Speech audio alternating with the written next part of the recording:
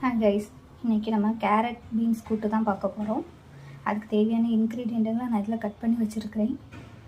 Onion, ஒரு கொத்து கறி லீஃபு, அப்புறம் ஒரு கைப்பிடி தேங்காய், அப்புறம் கேரட் பீன்ஸு, அப்புறம் 2 பச்சை மிளகாய் கட் பண்ணி வச்சுருக்கிறேன். இப்போ ஸ்டவ் ஆன் பண்ணி 2 டீஸ்பூன் கடலெண்ணெய் சேர்த்துருக்கேன்.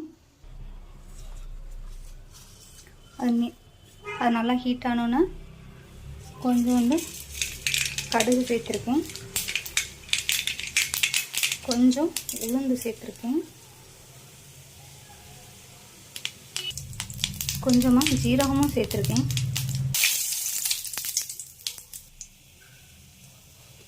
நல்லா ஹீட் ஆனோன்னா கொஞ்சமாக ஆனியன் கட் பண்ணி வச்சுருந்ததை சேர்த்துருக்கேன். அது கூடயே ஒரு கொத்து கறி லீஃப் சேர்த்துருக்கேன். கறி லீஃப் போட்டோன்னா கட் பண்ணி வச்சுருக்க பச்சை மிளகாயும் சேர்த்துருக்குறேன்.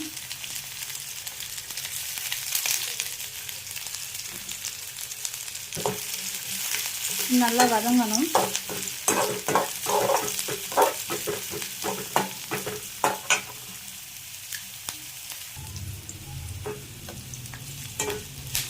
சிம்மில் வச்சே நல்லா வதக்குங்க.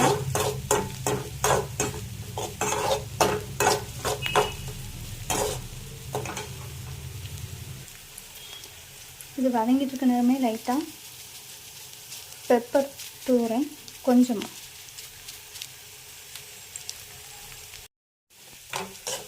இது மாதிரி கொஞ்சம் வதங்கின உடனே ஒரு பிஞ்ச் மஞ்சள் தூள் ஆட் பண்ணுறேன்.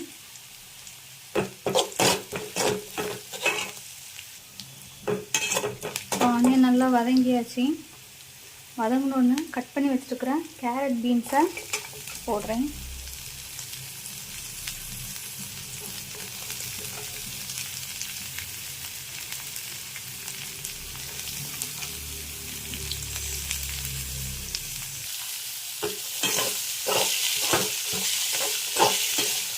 கேரட் பீன்ஸ் நல்லா வதங்கணும்.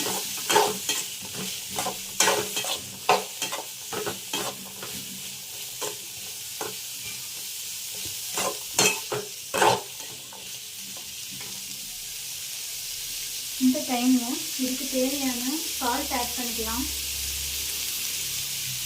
ஒரு 1/2 டீஸ்பூன் சால்ட் ஆட் பண்ணிக்கிட்டேன்.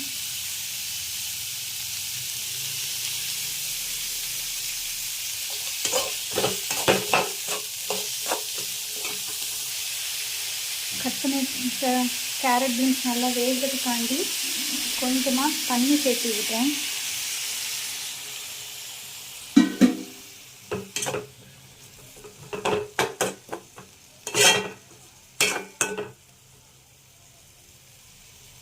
இந்த டைமில் நான் ஃபுல் ஃப்ளேம் வச்சு கொஞ்ச நேரம் கேரட் பீன்ஸை வேக வைக்கிறேன். ஒரு 2 நிமிஷம் இந்த மாதிரி நல்லா அவிஞ்ச உடனே தண்ணியெல்லாம் கொஞ்சம் வற்றி வந்த உடனே நம்ம தேங்காய் போடலாம்.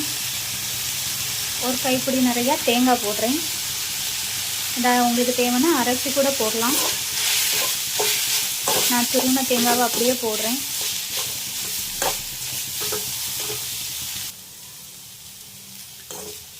நல்லா வதக்கிங்க. இந்த டைமில் சால்ட்டு டேஸ்ட் பார்த்து சால்ட்டு தேவைன்னா கொஞ்சம் போடுங்க. எனக்கு இது நான் போட்டது கரெக்டாக இருந்துச்சு.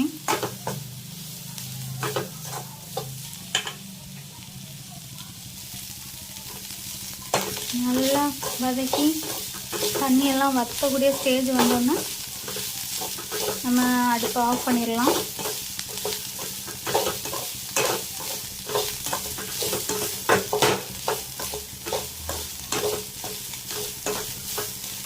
இப்போ ஆஃப் பண்ணிடலாம். அவ்வளோதான், கேரட் பீன்ஸ் கூட்டு ரெடி.